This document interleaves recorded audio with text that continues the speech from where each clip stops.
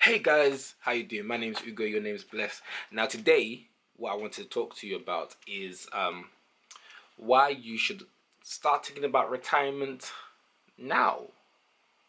Um, yeah. Uh, so in this video, I'm just going to discuss to you why it's important that regardless of how old you are right now, especially the younger the better. Okay, let's say the middle younger the better. So when I say that, I mean like once you start working, once you come out of university, once you start to find your feet a little bit, you should really start thinking about retirement right now. Now a lot of us are kind of blinded by our age and that we're young and that we've got time on our hands. Um, but once you as you get older, time starts moving faster, and especially the busier you get, the faster time moves. You know, when you had a lot of free time, a year was long, but right now you realize a year isn't that long.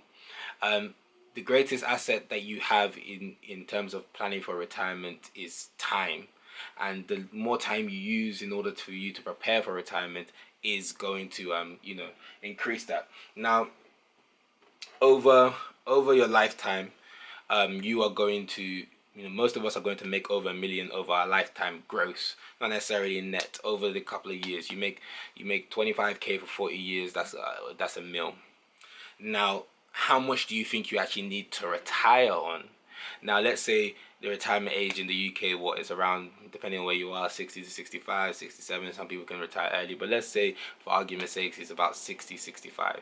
Now, if you want to live on 25K a year, neglecting for taxes and anything, let's say right now people are averagely living up to like 80, 90 years old, and the standard of living is only going up, so we could potentially live to 100 years. So if you imagine you're finishing at like 60, and you want to retire and not work again, then if you were to have saved up to £1 million, dollars, whatever, then you could effectively live the rest of your life at 25K a year. Now, depending on the standard of living you want to have, because people right now, especially if you're like in London or something like that, are struggling on 25K, struggling on 23, 25. But like, if you're okay with that kind of standard of living, so depending on the standard of living you're actually wanting to do, you have to understand that you're gonna need the amount of money to last you XYZ number of years, and for you, in order to kind of survive at a certain lifestyle without you now having to plan for your unborn children that hasn't been born to somehow bail you out, or your parents who shouldn't, we're supposed to outlive to bail you out or something like that. It's important for you to actually be thinking about these things now. I said, even for a lot of people who have in the latter stages of their career and are winding down to retirement, a lot of them will let you know that they are very grateful for having contributed to their pension from the beginning. Now, in a later video, in like a month or two's time, I'll actually go down into talking about pension, lifetime ISAs, and other vehicles for you to get ready for retirement. But right now, I'm just talking to you in a general sense about why you should be thinking about it. Now, I've said in a previous video about saving won't make you rich, but those who won't save will never be rich. And in the same sense, if you don't save, you're not going to be ready for retirement, and you're going to suffer in retirement. And it's easier to suffer when you're younger and you have the energy to back bounce for it than to suffer when you're older. Now, but then just purely saving isn't going to get you there. Now, even you're going to have to save, but also invest in something consistently over time in for you to get there. Pension, for example, pension is a beautiful one because of the large cap in which you can actually save into it is very high. That's why if you're working, even it's actually a requirement that every employer should provide pensions. Obviously you can opt out of it, and then most of them will opt you back into it. Now, what happens with pensions is that let's say you put 4 or 5% of your salary, and then depending on your company, whether they're good or not, they may match it, they may add extra on top. So then you effectively have 10% invested without you only putting 5% in there, because they may match it or they may double it, which is amazing. But then that money now goes to a fund controlled by, it could be anybody, BlackRock, Fidelity, Vanguard, and they invest it on your behalf. That's why when you hear like pensions funds being invested in certain things, or into these companies, is because they need to invest the money to help grow your portfolio in order for you to actually have enough money to invest. So the point being that you're not going to, but for your investments to grow, the biggest factor to, you know, your investment is time. Now, if I start now when I'm 25 and invest for the next 40 years at, let's say, uh, £1,000 a year, that is 40k that I've invested.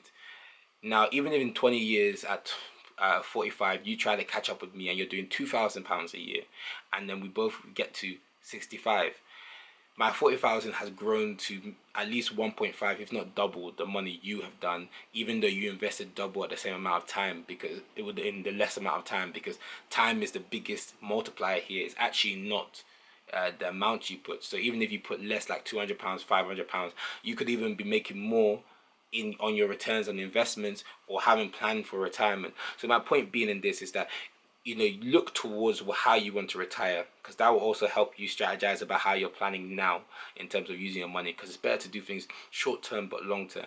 Now, if you're looking at the current lifestyle you're at and you're okay with the current lifestyle you're at, maybe you're making 25k a year, 30k a year, 40k a year, whatever it is that the lifestyle you want to live throughout retirement, or do you want to live at a lower lifestyle? Then that now gives you a goal of how much you need to have invested.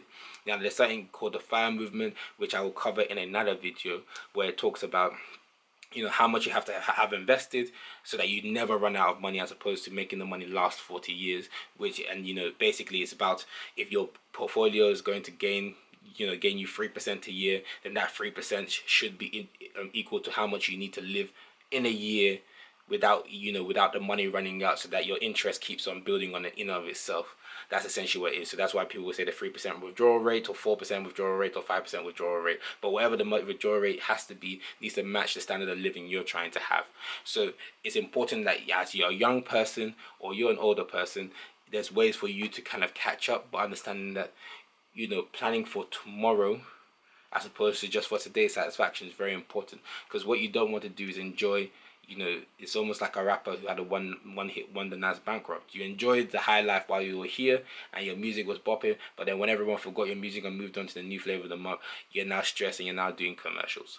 And so this is just about jolting you to remember that you should start thinking about it now, how much you want to put in there.